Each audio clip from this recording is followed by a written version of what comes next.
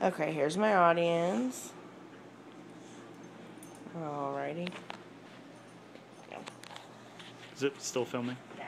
All right. Okay. Has anyone here ever wondered where pop art began, or who was the artist that started this movement? Anybody? Well, I'm going to tell you. Andy Warhol was the major driving force behind this entire movement.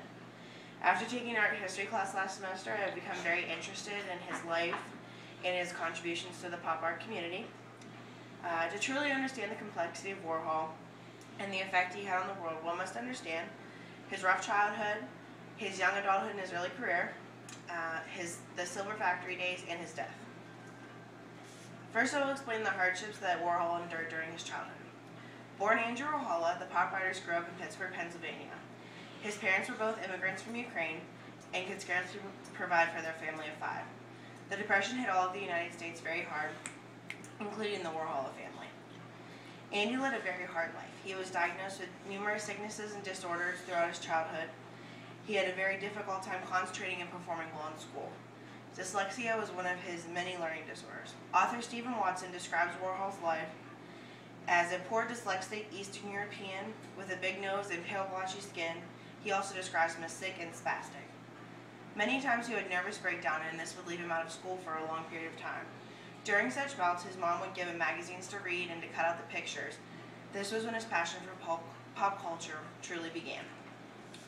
Next, I'll move on to talk about Warhol's early adulthood and his career. Cashing in his father's bonds, Andy managed to pay for college at the Carnegie Institute of Technology. Studying painting and design, Warhol still struggled with academics. He excelled in many of his art classes, but it was the others that he had trouble with. Quickly, Warhol was put on academic probation. As Greenberg and Jordan explained in their book, a fellow student at Carnegie explained, it was very apparent to all the students that Andy was exceptionally talented. To the faculty, it was not. Although academically he did not succeed, Warhol turned in his sketchbook after a summer of daily drawing and was instantly reinstated in the school. He was even given $40 for the prize for best summer work by a sophomore. After arriving in New York in 1949, Warhol quickly climbed the ladder of success. He illustrated stories for 17, Charm, and Mademoiselle, and also drew covers for Columbia Records. Andy also quickly became accustomed to the lives of the rich and famous. He bought his first place and was always saw in tailored suits and expensive Italian shoes. Although Andy dressed for success, he also had underlying issues that soon presented themselves. Warhol always tried to stand out, yet remain unseen. In his early 20s, Andy had his first serious relationship and was forever changed. After a terrible breakup, Warhol became obsessed with his image and went to great lengths to change his appearance.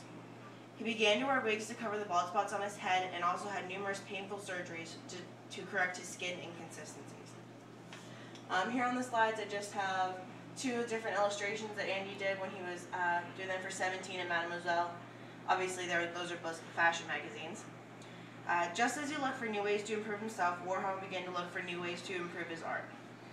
Andy searched for a way to give his art new life. He started looking through commercial advertisements in comic strips. Warhol took simple, everyday advertisements and tweaked them into something that was the same, yet completely different. Many of the authors describe his work as very avant-garde, which means that most of his works were very abstract and different. His first works were of advertisements, as you can see here. Warhol projected the images onto a canvas and painted the image. In his very own pop art style, Warhol would depict various parts of the image and then delete other sections. The finished product was always the original image in a somewhat distorted perception. This became Warhol's signature style. These are 2 advertisements that Warhol did. One is for Lifesavers, one's for Coca-Cola. Another one of his more famous ones is the Campbell soup cans. And his most famous is probably the one of Marilyn Monroe. The art world had no idea how big Andy Warhol would become. As stated by author Arthur C. Danto in the biography of Warhol, he became an artist for people who knew very little about art. In certain ways, he created an iconic image of what life was all about. No other artist came close to doing that. At his first American retrospective exhibition at the Institute of Contemporary Art on the campus of the University of Pennsylvania, Andy and his superstar, as he loved to call her, Edie Sedgwick, were almost mauled by the fans gathered there to witness his art. A hole had to be put into the ceiling for the celebrities to escape the crowd. This was something that was absolutely unheard of in the art world. Warhol soaked up the fame from that incident.